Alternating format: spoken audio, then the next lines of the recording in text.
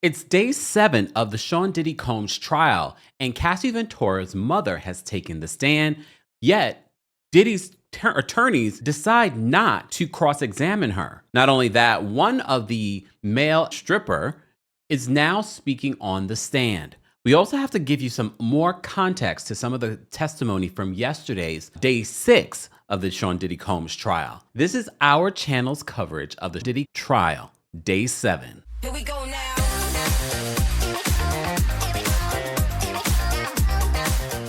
Welcome back to the Kempire channel, your number one source for pop culture news and music, entertainment, reality TV, and so much more. As always, be sure to like this video, subscribe to the channel, and hit that notification bell so you never miss out on breaking news when we go live or when we upload. And as always, don't forget, you can hear our Diddy trial updates and exclusive content on the Kempire podcast. Just yesterday, we added additional content from Entertainment Tonight and Access Hollywood in regards to journalists that are inside the court giving their perspectives and legal perspectives on what is playing out. And everyone has their feelings, and every attorney has different feelings on how the defense is handling this case versus how the prosecution is handling this case. And I keep telling you, it's only the first week. It's too soon to make any determination on whether or not the prosecution has proved their charges. And I'm going to bring more experts here on the channel so that we can ask those questions and get a bigger perspective on what we're hearing and what we're watching. But as I mentioned before, it's important to make sure that you're listening to the podcast version, because a lot of times the podcast version I'm doing later in the day, and I'm seeing more information in regards to what is playing out in court. And as always, we cite our sources in the description for those that want to see more, hear more, etc. All right, so just backtracking to yesterday's testimony, I wanted to highlight one of the journalists that are sitting in the trial. That is Jerica Duncan, who works for CBS News, but is being interviewed by our friends over at Entertainment Tonight. I played some of this yesterday in the podcast version of our Diddy trial update. I want to break down some of what she's saying in court, because some people came away after Dawn Richard's sidebar. For those that don't realize, I know it's spelled Richard, but I'm pronouncing it correctly. As someone that has spoken and interviewed Dawn Richard multiple times, that is the way you pronounce her last name. Okay? Thank you. Okay, let me play this for you guys. As always, this is covered under fair use. We are breaking down, examining, researching this trial and some of what's playing out in court. And again, as always, we will be citing our sources in the description, because that's what we do over here. All right, so let's take a listen to what Jerica Duncan had to say in regards to what she observed during Dawn Richard's cross-examination. What is your big takeaway from court today? I think that the testimony that Dawn Richard gave and the defense really going in on some of the inconsistencies were the takeaway. So there were moments today where the defense was asking Dawn Richard, which, as you know, was a member of Danity Kane and another group that Combs had from 2004 to 2011. And what we heard today was Dawn Richard admitting that she was not sure why she didn't make some of her proclamations of who was at a party during an alleged assault. She said that she didn't know why she didn't say certain things in previous interviews with prosecutors. Right. And some of those people that she failed to mention were A-list celebrities. A-list celebrities, that's right. So there was an instance where Dawn Richard mentions an assault that happened at a restaurant. And she mentioned some of the names of people that Combs worked with. But when the defense asked her, well, what about the celebrities? You said there were celebrities there. Why didn't you mention those names? And she said she wasn't sure. Wow. But some of those names were Usher, Jimmy Iovine, she said, and Neo. She remembers being there. You described today and the cross with the defense and Dawn as being ping pong. How so? Yeah, so I think that it was such a rapid fire of questions from the defense when she was asking Dawn Richard about some of those inconsistencies that you could literally see the jurors looking. Sidebar, a lot of people, a lot of different, because I'm telling you guys, I know I'm giving you a summary from our friends over at NBC News during these last couple of recaps. However, I'm also paying attention to what inner city press is reporting inside the courtroom, what other journalists are reporting on. I'm giving you the full context of what I'm gathering throughout the day. I'm like full in. I'm not live the entire time, but I'm full in regards to what is playing out and the most poignant things that are coming out of some of the testimony. And one of the things that stood out to me in regards to this particular attorney that's a part of Diddy's defense team, who actually literally came up over the weekend, she was a part of the YSL trial that was happening in Atlanta with Young Thug. Based off of how the previous attorney handled the cross-examination last week, it seemed as if they were definitely wanted Westmoreland to come in and really go for Dawn Richard and really to take away from Dawn Richard's credibility. Why were there inconsistencies? You were interviewed multiple times, more than 10 times, I believe, by the SDNY. Why are there inconsistencies within your testimony? And she's saying, well, this happened a long time ago. And the more that I think about this, the more that I'm jogging my memory, the more that I've had to think about it, I'm remembering certain details. She also was called out for, why did you reach out to Sean Diddy Combs in 2020 and 2021 trying to work with him again if you were so fearful of him? Back and forth at the defense and then at Dawn Richard. So that was the first time that I had seen that, as there was so much quick back and forth when the defense was making her arguments to Dawn Richard and questions really about some of those inconsistencies. Wow. So Dawn finished her testimony today. She claimed at one point that Diddy had hit Cassie with a skillet and said, quote, he said you could go missing, that we could die. So what was the reaction in court to that statement? Yes, so just to kind of set up the scene, the defense was saying, so did you say that Combs attempted to hit her with a skillet, or did he actually hit her with a skillet? She's pointing out that in several interviews, the story sort of changes, and Dawn Richard's response is, well, this was a long time ago, and sometimes my memory's a little foggy, and I might remember things differently. But again, as a juror, if you're listening to that, it goes... It's also important to know, when you're seeing something that traumatic, you're not thinking years later, I'm going to have to recall any of this. I just want to put that out there. I'm not on either side of this whole situation. What I'm saying is that you're literally not expecting this. You're just starting this new project with Diddy. I'm not sure if she experienced any of these abuses while she was with Diddy Kane, but this is the second time she's working with him in this capacity. And she says this is at the beginning of the recording process, and you're witnessing this physical abuse. The last thing that you're thinking is like, I need to remember whether or not he hit her with the skillet, or did he throw the skillet at her, or did the skillet make contact? I'm just saying, I'm pointing these things out. Just imagine if you were literally in a situation that you witnessed something, maybe it's out on the street, literally with the situation that happened here in New York City with the Mexican Navy ship that crashed into the Brooklyn Bridge. People that were witnesses there, if you recalled, what did you see? Did it hit the bridge? Did you see someone do something? Remembering those significant details years later, never mind days or hours later, just want to give some context. Back to credibility, and you have someone that's facing serious time behind bars. So I think that's what they were trying to get at, that some of her stories weren't always exact to what she had previously told prosecutors as it pertains to you could go missing. So the story goes, Dawn Richard said she witnessed abuse, and she said that Combs said, you will go missing. She took that as a death threat. So the defense then said, well, wait a minute, in 2020 and in 2021, you reached out to Combs to work with him again. So if you were so afraid of him, why then reach out? And that was a question that she had a really tough time answering. First of all, I'm so impressed with how Jerica is able to remember. She's not looking at notes, y'all. She's also a journalist. This is part of the job. But I love that she's able to remember a lot and give such clear answers. This is why I'm playing it for you guys. So I think this is interesting, but we have to keep in mind too, yes, she witnessed these abuses while being in Diddy Dirty Money. But remember, this is years of working with him after those instances. First of all, now you have, for lack of a better word, been groomed, and this has been normalized to you. So am I surprised that she reached out to him in 2020 and 2021 to work with him again? Not really. Again, when we talk about cycles of abuse and how it affects others that are around you, she is also a victim and an employee. Don't let us get into the human resources of it all. He did admit, though, that, in fact, while I did feel threatened, and yes, he did say this to me, I did reach out to him during that 2020-2021 era about working together, about collaborating again. What did Dawn claim in her testimony about seeing Diddy with guns and drugs? So in the testimony, she talks about seeing him with a gun sort of like in his back, but she doesn't say he ever handled it. She never saw him cock the gun or do anything with it, but she does say that she witnessed Combs with the gun sort of in the. And what does that feel like? Can you imagine?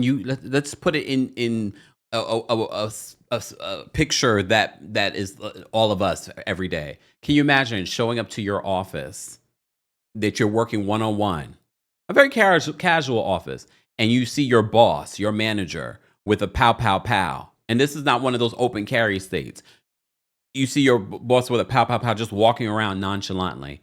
Just saying, you don't have to use it or point it at someone in order for it to be threatening. Back of his clothing.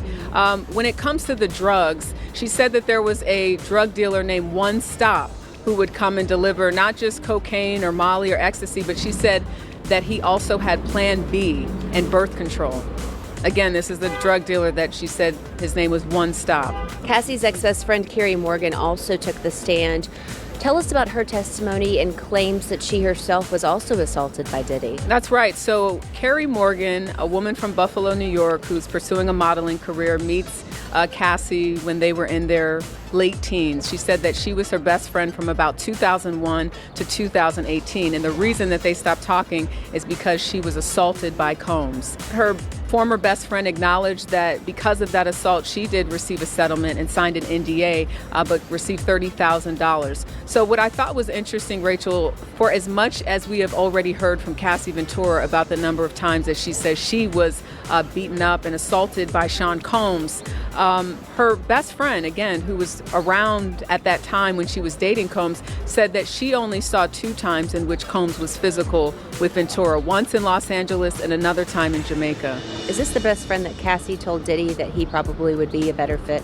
Correct, because this is around the same time that they met. Very good. Last week, during the testimony, there was an email that was shown where Cassie sort of attributes maybe Combs wants to get with her friend Carrie. So Carrie Morgan, again, they're not friends anymore, they don't speak, but this is the woman who's testifying today. So at the beginning, before the jurors came in, the judge talked about being careful not to make this sort of a gossip case, if you will, or case. The Judge Aaron Subramanian, is not playing. He's not trying to make this a spectacle. It's already a spectacle outside the courtroom. He's not trying to make this courtroom a spectacle. I thought this was such an important point, and this is the part that I highlighted in the podcast version last night.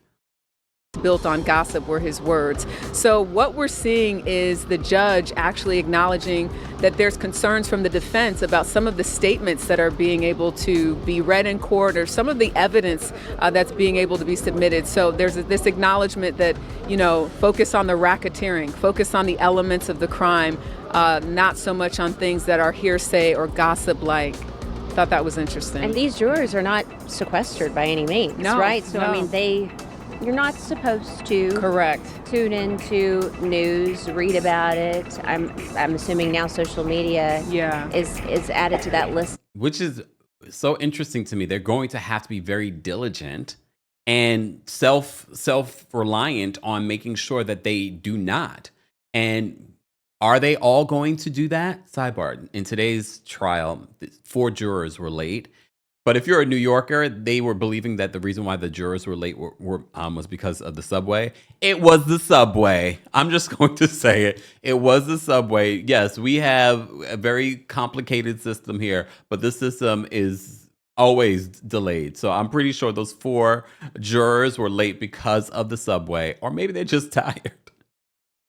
Of things, but it's in 2025. How really is that possible? And I have to say, this is probably the first trial where I've seen so much social media presence, TikTok, Instagram, bloggers, people out here. So even though you're not supposed to look at your phone and you're not supposed to read messages from family and friends about this case, there's a lot of information out there. Right. So hopefully they're doing their due diligence and making sure that they are being good jurors, Yes. but I imagine it would be tough. They end up talking about whether or not the family was not present in court yesterday. We talked a little bit about that as well. As we know, the twins were getting ready and they had their prom over the weekend. Their brothers were also there for that. I'm not sure if Chance was there, but they talk about that in this. I'm not going to play that for you. I do want to get into what Access Hollywood had to say, because I think the important thing to note here when it comes to the Diddy trial is the fact that he's not being charged for domestic violence. He's being charged for trafficking, racketeering. And a lot of people are saying, I don't see RICO here. I don't see RICO. A lot of people that are saying that aren't necessarily in the court, but here's the thing. And some people are reaching out to me. Shout out to all the attorneys that have been reaching out to me. Some of you are former prosecutors or current prosecutors are saying, just wait. They are building their case. They're building their case. It's a slow burn. We have how many more weeks? 6 more weeks, 6.5 more weeks of this trial. And we already had the star witness, Cassie Ventura, testify. Her mother testified today. And sidebar, her mother testifies and the defense says, we don't have any questions for her. Especially when she testifies that she had to get out a loan from her home in order to pay Diddy, because he demanded $20,000 from them for the amount of money he spent on Cassie. One of the other things that I'm going to talk about, and I'm sure will come out here, is the fact that the prosecution has released photos, and I talked about this in the podcast last night, photos of the S workers that Diddy and Cassie enlisted for their freak-offs. They also released photos of the things that they discovered when Diddy was arrested. Remember, we talked about this when it was just speculation at the time. And we said drugs and money and different items for freak-offs were found in his hotel room. But here's the bigger thing. I don't care about Diddy's sescapades or his fetishes or whatever it may be. I don't care about any of that. I do care if it's harming other people and people are being coerced. That's the important part of what the prosecution also has to prove. But what is standing out to me in regards to the drug use, and some of that drug use made him the violent man that he was.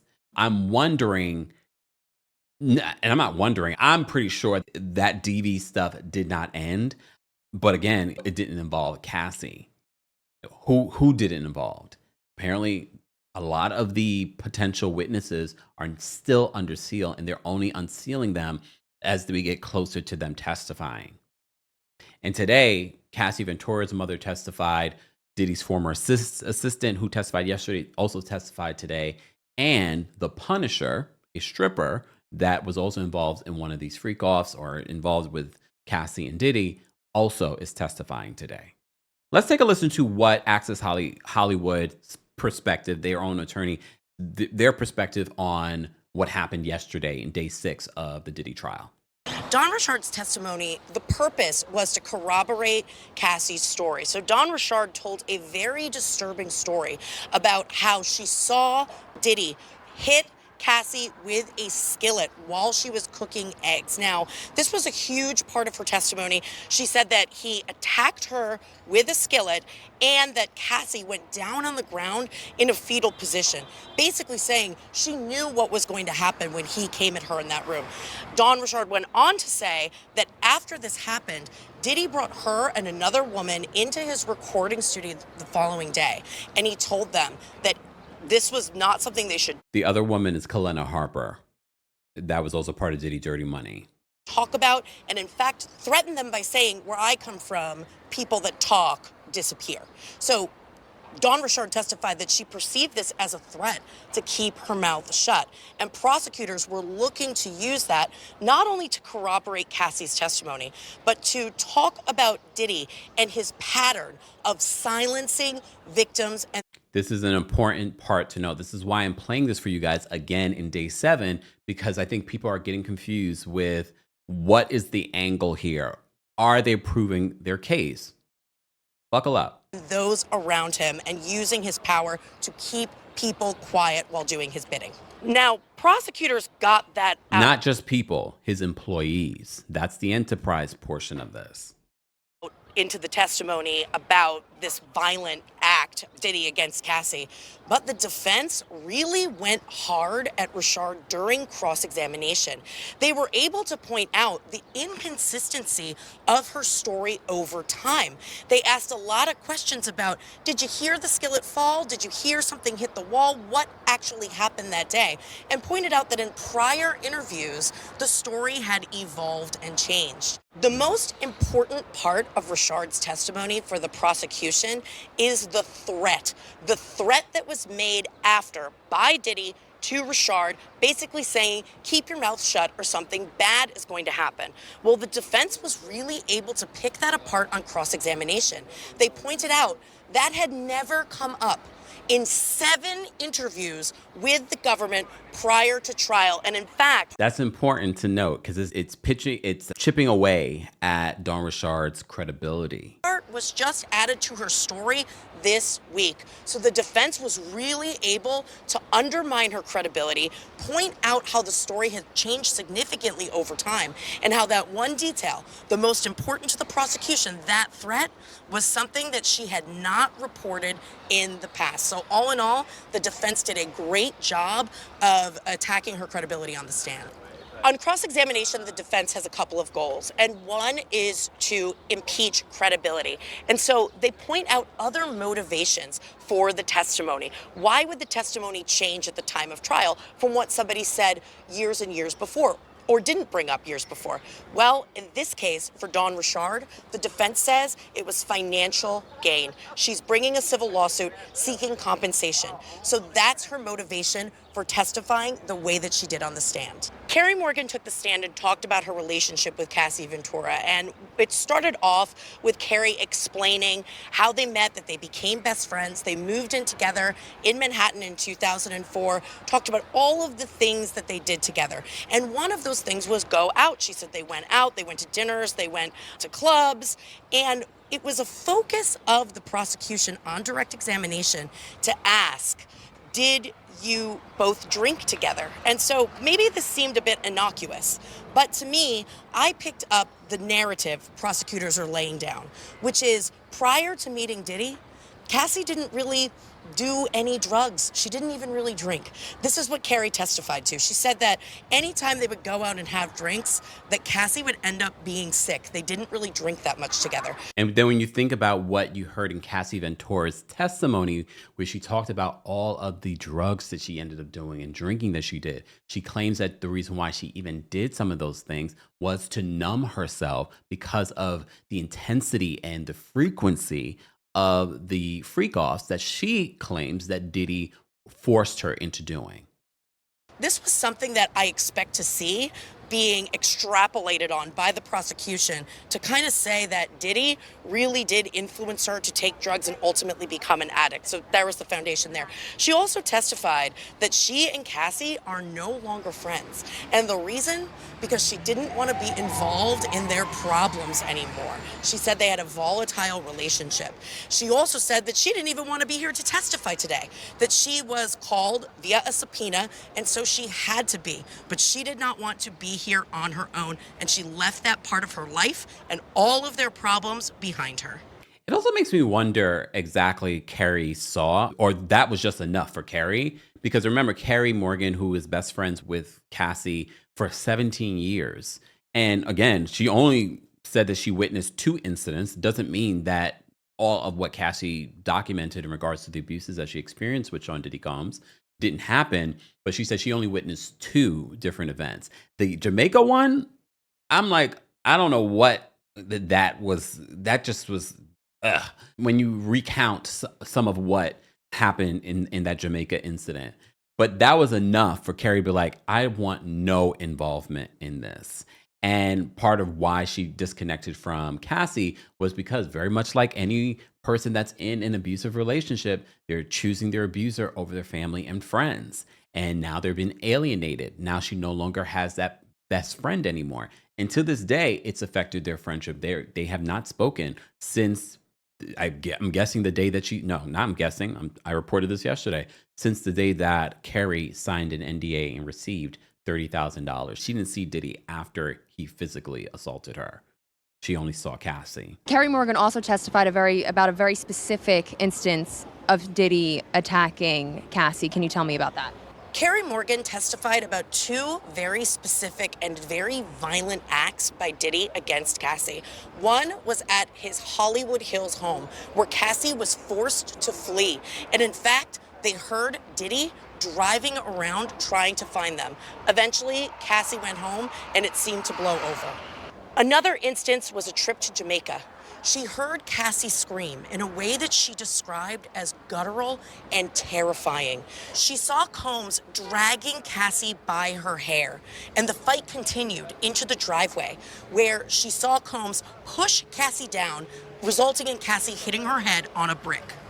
The elements of sex trafficking is engaging in commercial sex through force, fraud, or coercion. So the key words here, and what the jury is going to need to decide, is was Cassie coerced into engaging in the freak-offs, or was she there on her own volition?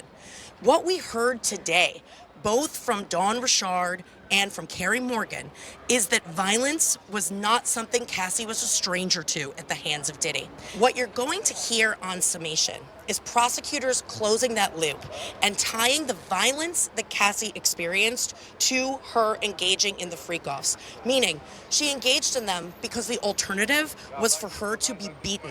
And what we're hearing from these witnesses today is corroboration that this was a very violent relationship and that Cassie really didn't have a choice in the matter when it came to Sean Combs. And that's how prosecutors are going to close the loop. And they're going to use all these corroborating witnesses to show that Cassie was really under his thumb because of fear of violence. Cassie Ventura's testimony was really important for the prosecution, and she's actually the star witness, but she laid the foundation for what's to come. She identified individuals who are potentially going to be co-conspirators in the criminal enterprise. She explained who the cast of characters are, and she also talked about other things that are going to matter in this case. It also makes me wonder when she points out the possible co-conspirators, again, the witnesses that the prosecution have are under seal. So we, the public, do not know who's necessarily coming up until maybe like the day before. And it makes me wonder who else is going to testify. Because KK, Christina Curran, his longtime chief of staff, she's seen a lot. And again, when you receive a subpoena from prosecution, you have to show up. So I have a feeling I would be shocked if we go through 8 weeks of testimony and we do not hear from KK. When it comes to the charges, drugs, guns, kidnapping, arson, you name it, it came up during her testimony. But the witnesses that are to come this week are really critical to the prosecution's case when it comes to establishing the RICO conspiracy charge. That's crimes that are committed in furtherance of a criminal enterprise. Here you have a criminal enterprise of one, Diddy. So his co-conspirators, who presumably have deals with the government, are set to testify. 2 of them are on the witness list this week. One is his former personal chef, and another is his former personal assistant. Listen for that testimony to really close the loop on the means and manner of the criminal enterprise, meaning explaining what it is and how it functions. This is really important for the prosecution to establish that element of the crime.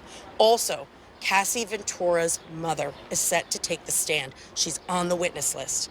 That is going to be very emotional testimony. She's a corroboration witness, meaning we're going to learn what she knew and when about Cassie's relationship with Diddy.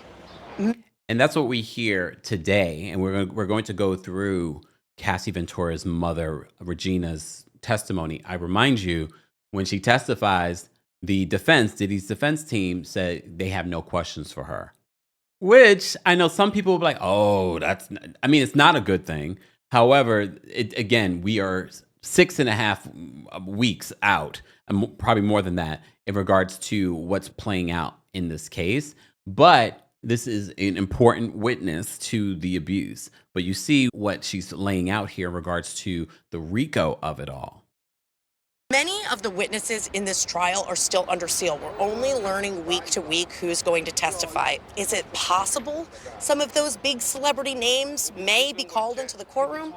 It's possible, but it's unlikely. We already saw a whole host of individuals on the people and places list. These are people who may come up during the course of evidence or testimony, but aren't necessarily going to be called as witnesses. Witnesses here are not going to be people who saw them fight in a public place. The witnesses are going to be those who can speak to the intent, speak to the actual charges, like the criminal conspiracy or the sex trafficking charges, not just what they observed on a night in a restaurant. I appreciated that, and I felt like that would be very important for us as a community that's examining this as laymen's, to hear some experts and journalists and lawyers that are examining this. And as you probably are watching some of these attorneys that are covering this case, they all have very different opinions, which I'm open to hearing the differing opinion, the contrasting, conflicting opinions, because it might shift our opinion. But again, we have to remember the determination of Diddy's freedom is what the jurors determine based on the information and the guidelines the court has given them. That's who has to be convinced. Not you, not me, not anyone else. It's that jury. So let's get into today's events of day 7 of the Diddy trial. But before we do that, as always, I'm going to remind you, for those that are watching this on YouTube, be sure to like the video, be sure to subscribe, be sure to turn on your notifications. I know a lot of people have been saying that the notifications for YouTube have not been working. Try turning them off, turning them back on. Also follow me on X, Blue Sky, or Threads. I am reposting these videos, and when we have our live chat at those times. So be sure to follow us there. And a reminder, the Kempire After Dark, the Villain Era live tour tickets are now available for Philadelphia for July 10th, Atlanta for August 5th. I have another August date. I can't announce it just yet. That's coming up, so stay tuned for that. And New York City this fall, September 12th at the Green Room 42. Get your tickets today. There's a live stream option for that show. I will be, again, Philadelphia City Winery, Atlanta City Winery, the Green Room 42 here in New York City, and another date, another venue. So stay tuned for that. More information on all of that will be available in the description, along with everything Kempire, including the Kempire podcast. As I said before, as I'm gathering things throughout the day, I will add them to the podcast version. So what you're getting here probably won't be the same exact version on the podcast. And while you're on the Kempire podcast, it's very important for you guys to rate the podcast. So if you haven't already, be sure to give the podcast a 5-star rating on Apple Podcasts and on Spotify. It's a great way. I know some of you would love to throw dollars at me, but this is one of the free ways that you can support this channel, liking this video, subscribing to this channel, but also if you're listening to this on the podcast, to give us a 5-star rating on Apple Podcasts and on Spotify. And as always, telling a friend to tell a friend. I know with this Diddy trial, there are a lot of new people that are being a part of our channel. As a reminder, we allow people to have their opinions. We do not attack each other for having anyone's opinion. As long as you're sharing your opinion in a peaceful and constructive way here on the channel. We do not moderate adults. All right. And shout out to our King's Guards that hold us down and moderate in the live chat and in the comment section. Okay. Also a reminder, you probably are seeing some spam comments of people saying like, I've been following your channel for a very long time and this is some amazing content. Please do not engage with them because they're spam. I don't know what they will do if you do engage with them. Just ignore them. Leave your comment again. Let's get into day 7, and shout out to our friends again over at NBC News that are providing some of what's happening in the court. As I said to you before, I'm also relying on other journalists that are inside the court, like Inner City Press. I've been following them throughout the day, throughout the days of this coverage, and they've been providing a lot of really great information. You could also check out their X page for additional content that they're providing, and also another way for you guys to support them. Okay, so our friends over at NBC update us on today and what we can expect for today. They say jurors will get a more insider's look at the luxurious and often tumultuous lifestyles Combs led with Cassie Ventura. After James's testimony, the government is expected to call 3 witnesses today. Sheree Hayes, that's the Punisher, a stripper. Sidebar, I did want to mention this just in case I forget to mention this, because along with all of the freak off materials and pictures that the feds captured when they arrested Diddy, they also have shared all the photos of the male S workers that Cassie and Diddy would enlist for their freak offs. As I've said before, a lot of you have asked me, do you think any celebrities will be testifying or celebrities will be exposed in regards to some of these freak offs? I don't believe that they will. It seems as if the court and the feds are intentionally protecting some of these people. Yes, people are being mentioned, but not in a derogatory or possibly defamatory way. However, I find it interesting that they expose these S workers. At least two of them I know are currently in jail, like Jonathan Oddie. Ash is one. Ash is currently in jail for offing a friend or something like that. But here's my thing with this. Yes, whatever they're doing goes against our laws, and we could get into a whole conversation about sex work and things. We're not going to do that. But I just find it interesting because here's the thing. I don't know the intention in sharing these individuals' photos. And I just feel like you've put them, first of all, you put them in danger. Some sex workers end up having other jobs and other lives after this. And I don't know what their lives are. I don't know if they're currently S workers. However, I just felt like, okay, you're more than willing to expose these people because they're not celebrities, but you're going to protect the celebrities and not share their information. I'm okay if you do not share both. I did not expect that, especially because I don't believe all of these S workers are going to be testifying. Why? And again, we're not even in the court. Why are we sharing their photos? Why are we doing that? Because here's the thing. If this is their livelihood, this has probably just ended their livelihood. Or if they've moved on and they're doing other things, maybe they got a corporate job somewhere or doing something different. And now you've exposed that. And now you jeopardize their potential current job.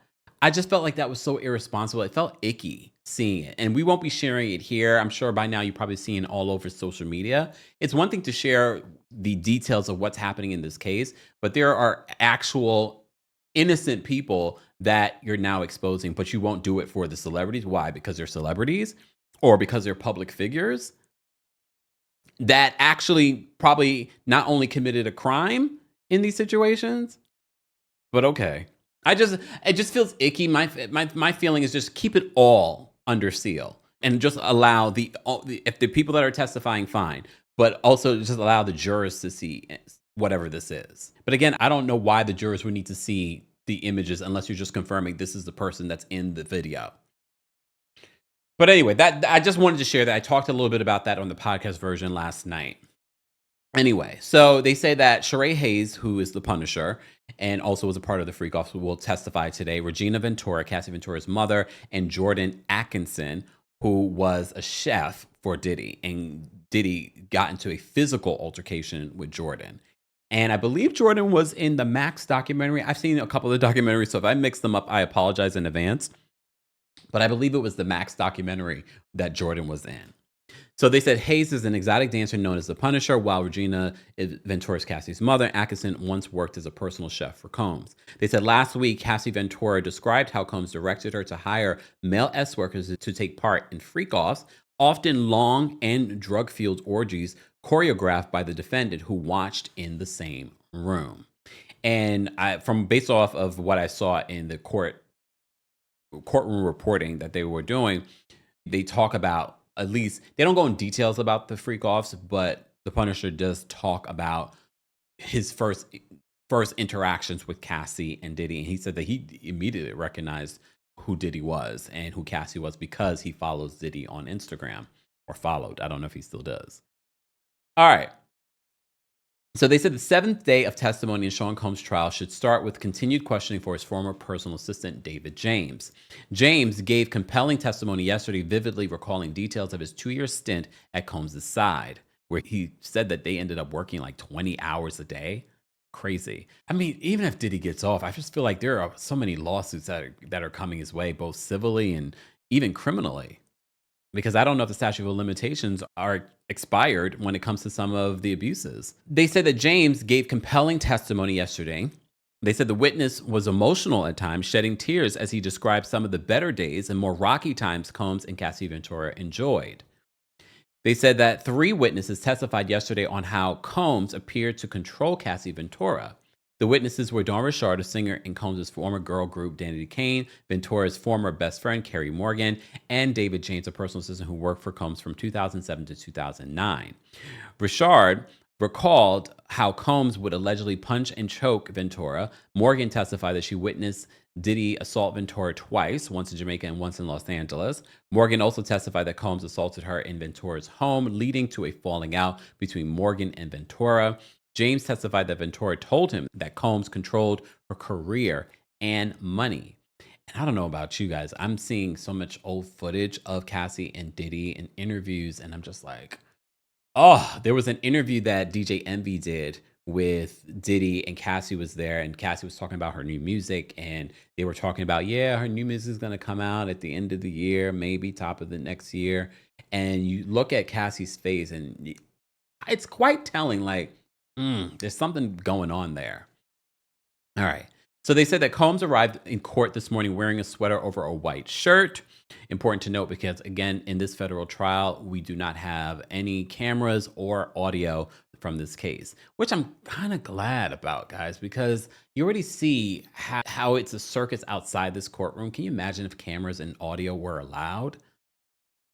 Just saying. David James, Combs' former personal assistant, who will testify today, was seen arriving at court shortly after 8 a.m. Other arrivals include this morning attorneys for Combs. They name all the attorneys. And one of his attorneys, Xavier Donaldson's fine. Sorry. Come on, I saw a photo. Court is officially in session, kicking off day 7 of the Combs trial. That says David James returned to the witness stand for his second day of testimony. He appeared to be wearing the same blue suit and white shirt as yesterday. Okay, not everybody has multiple suits, NBC. David James said that he didn't witness any physical violence between Combs and his former girlfriend, but testified that he did see a blog post alleging that Combs hit Cassie at a club.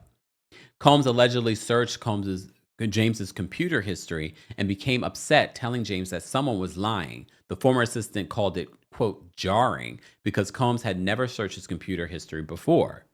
James looked for the post, he said, because Cassie had been staying at the London hotel for a week, and he was tasked with bringing her food, but Combs' personal staff was the one answering the door. He says, I was surprised. I was expecting to see Cassie, James said. She usually answered the door. There were rumors that there were oftentimes after he would harm her, that he would send her away and she'd be in hiding. So they said Cassie testified last week that Combs put her up in the London hotel after allegedly attacking her in the back of a car while leaving an event. She told the court that she didn't feel as if she could leave and that Combs' security was present. So James told jurors that Combs didn't travel light and had a long laundry list of items to be packed in his overnight bags. The music mogul's Louis Vuitton regularly carried $10,000 in cash and sometimes much more, James said. Is that legal to be carrying around that much cash? Combs' medicine bag included 25 to 30 undisclosed pill bottles, along with Advil, Tylenol, Viagra, pills to increase sperm count, and water pills, James said. He later added that Percocet and ecstasy were in the medicine bag and that he witnessed Combs taking them. How do we know? I mean, okay, maybe I'm a little too green, okay? Because I'm like, how do y'all know which one is which? But okay, look, I'm not pretending. Some people pretend not to. I am trying to understand. How do we know? Unless it says it on the bottle. Sidebar, Frank Black. That was Diddy's alias. So in the photo of the things that were confiscated during his arrest, you see, and Cassie mentioned this, that his alias for when getting hotels and things like that was Frank Black. And literally that's the name you see on the medicine bottle. All right. Just wanted to point that out to you guys.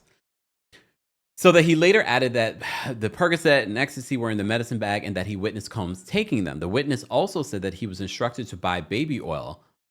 Now I understand where one of the personal assistants says he was just so triggered by baby oil, the amount of baby oil and things that were like, I don't know what his obsession with baby oil was, but like even now I'm like, oh, I use coconut oil and I'm like, oh God, just thinking of I'm sorry, y'all. To make a light of a very terrible situation. So that the witness also said that he was instructed to buy baby oil, Astroglide, and condoms for trips in cash so that Combs could reimburse him personally off the company books. So he was already conscious that he didn't want to intermingle some of the things that he was doing. But I think over time, he just got sloppy. So David James testified that he walked into a hotel room to deliver items for Combs when he saw Cassie in a hotel bed with a man he did not know in the room. The former assistant said that he was in Miami in 2008 when Combs requested James bring his iPad to the couple's hotel room. When no one answered, James testified that he used his key to let himself in. James said that he saw Cassie apparently sleeping with a comforter pulled up to her neck while Combs was in the shower. He testified that he saw a man with long hair walk across the room. I never spoke to them about it. I just thought that they were doing personal things, James said. I never had conversations with Cassie or Mr. Combs about their personal affairs. And that's what they like about assistants. Combs brought in a lie detector and conducted it on James at least twice while James worked as his assistant. What? James told the court that in the first year working for Combs, some money went missing, and Combs had a former FBI agent who specialized in polygraphs to interview him. This is important to note, he had a former FBI agent friend that specialized in polygraphs to interview him.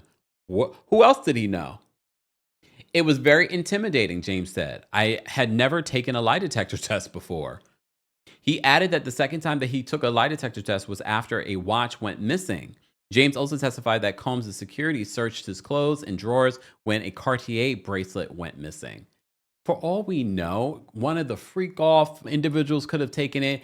He could have dropped it somewhere because he's so high off of all the different things that he's taking. Who knows? And paranoid? Who knows? So James, the former personal assistant, recalled how he once got high on ecstasy at a New Year's Eve party, and Combs allegedly kept a video of James dancing at the party. Okay, I will keep it if I need it, James said, quoting his then boss. He thought that it would be embarrassing for me. Oh. The minor detail could help prosecutors build their greater narrative that Combs allegedly used his business to control people in his sphere. But just a video of him dancing? I don't think that would be, unless there was more. So, Suge Knight is mentioned a few times in this trial. So all those rumors and conspiracy theories about his involvement with Biggie and Tupac. James said that he was, quote, shook after seeing the desire by Combs' team to grab GUNs and confront Suge Knight at a Los Angeles diner in 2008. The witness recalled an incident when the team was out getting a late night snack at Mel's Drive-In when Combs' confidant D-Rock spotted that the Death Row Records chief there and said, "This mother effing Suge Knight." Oh, that's mother effing Suge Knight. James said that Combs' team met up with the music mogul back at his house, and he armed himself with 3 hand GUNs to go and possibly confront Knight. The incident, James testified, is what prompted him to quit. I was really shook up by it, James said. This was the first time as his assistant that I realized my life was in danger. I told him that I want to leave, but give 6 months notice so that I can train the next assistant. This is a situation, I tell you. So Diddy's defense attorney, Mark Agnafilo, took over David James's cross-examination. He started by asking James why he didn't provide more details on the Suge Knight incident. Sidebar, from what I recall, they say that David James has some sort of immunity. So he struck some sort of deal. I'm guessing he wanted that in advance, depending on some of the things that he might share during his testimony that could incriminate him, which is smart. But based off of what we hear from his cross-examination and my research of this, they're saying that he didn't really need it. But you never know. God only knows the things that he saw and witnessed. He probably thought, does this implicate me? Diddy's defense attorney, Mark Agnafilo, takes over the cross-examination.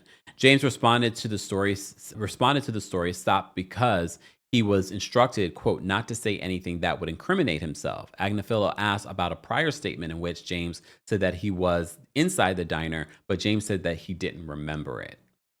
This is, again, 2008, a long time ago. I'm telling you, I don't remember last week. Okay. If you had to force me to recall something, you know what I mean? In a trial filled with lurid and disturbing details of SA, the promise of mundane questions was welcomed in the courtroom. In its cross-examination of James, defense attorney Mark Agnafilo told the witness that he had, quote, a few more mundane questions. James, there was some quick, cute banter between David James and the defense.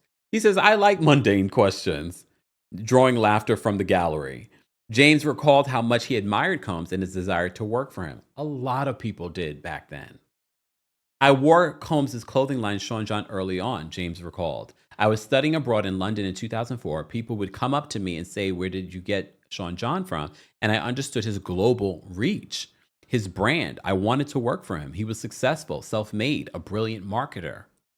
A lot of people. And this is why it's important to note this, because there's so many people that want to turn these victims, they're really victims, I don't care if they were employees, victims of Sean Diddy Combs, turn them into why didn't you report this? Why didn't you do this? Because he was made to be this king, this giant, this untouchable person. And God only knows what he would tell people behind the scenes. Combs' security detail often included a second car when the rap mogul was traveling, David James said, as his team was, quote, suspicious of anyone pulling up on him to shoot him. James testified that people often would try to touch Combs or ask for his autograph, which his former boss wouldn't sign. He said staff would sign items and send them out on Combs' behalf. Sidebar, before he was arrested, when he came here to New York City because he was preparing to turn himself in, he was out there in the streets of Harlem amongst the people and meeting up with people, taking pictures and things. Mind you, this is after the Cassie video. People still want to take a picture with Diddy. I don't think gracious is a word I would use to describe him, James said.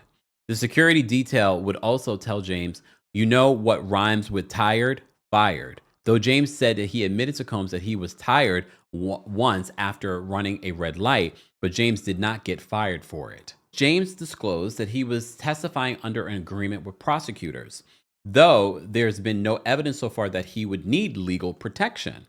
The defense has been pushing James to disclose any deals he might have made with prosecutors to testify, particularly about the Mel's Diner incident, when Combs and his team allegedly armed themselves to look for rapper Suge Knight. James says that he signed a proffer, a legal agreement that generally protects witnesses from prosecution for what they say on the witness stand. Because again, I think he did this ahead. God forbid he says something that the defense may ask him.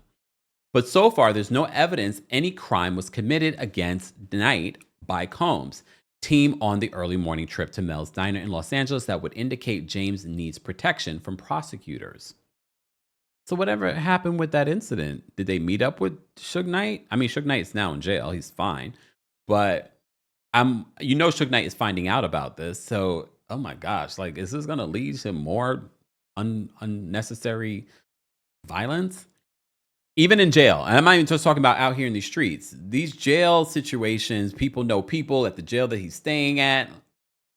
So David James testified to an argument that turned physical between himself and Combs' chef.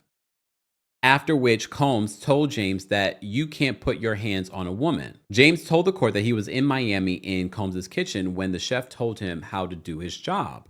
The former assistant admitted to grabbing her wrist and telling her to stay in her lane. Mr. Combs heard about it and called me to his room, James said. I told him what happened and he said, you can't put your hands on a woman. Okay. It was one of the two occasions especially when we see video footage of you doing that. It's one thing if we were speculating about it and we didn't see footage of it, but okay.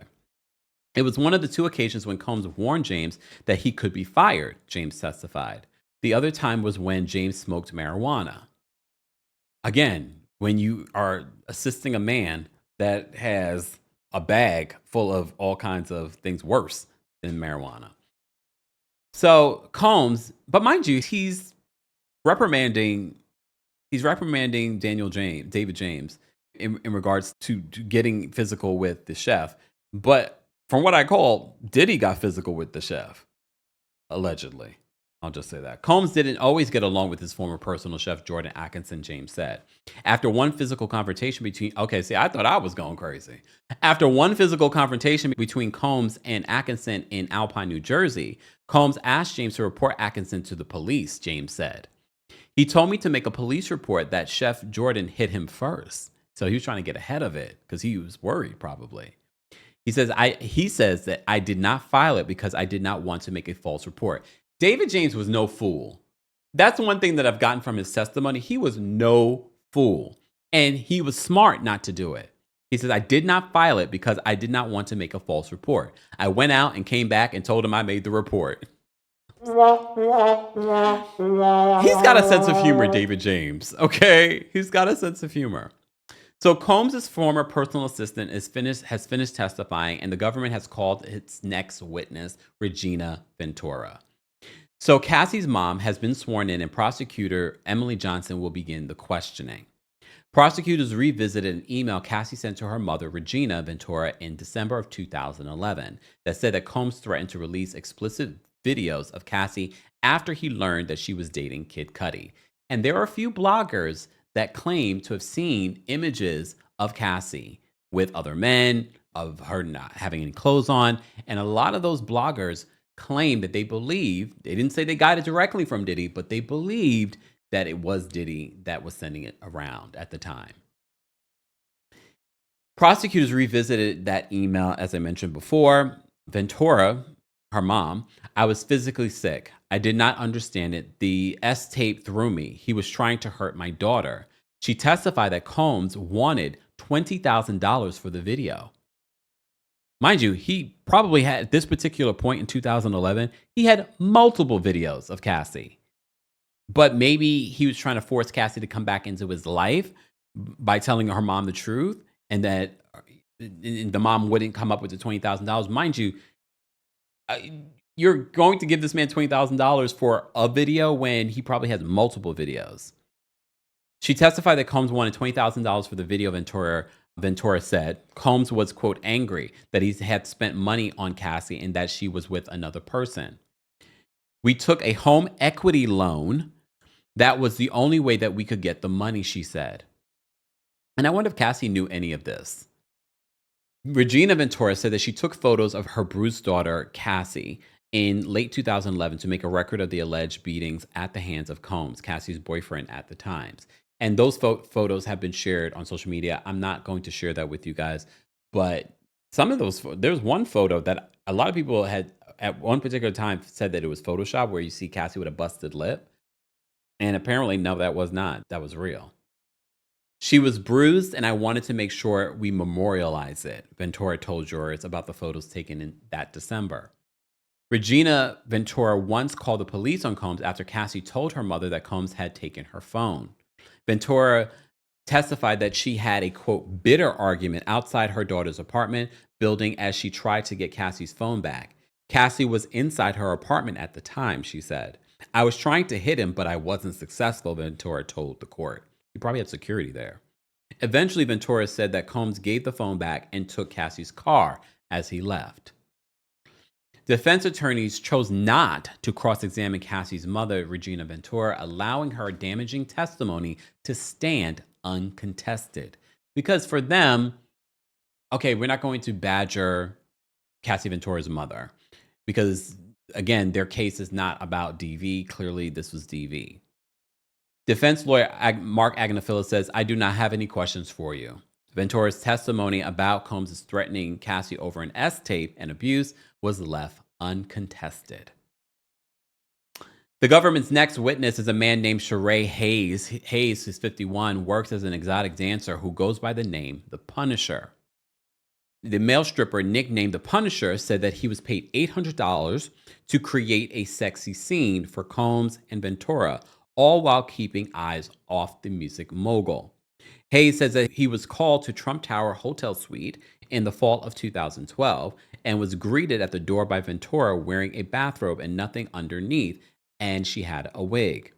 He was handed a sack of money with $800 inside as Ventura told him to create a sexy scene of me and her applying baby oil on each other and create a sexy environment that her husband would come up on.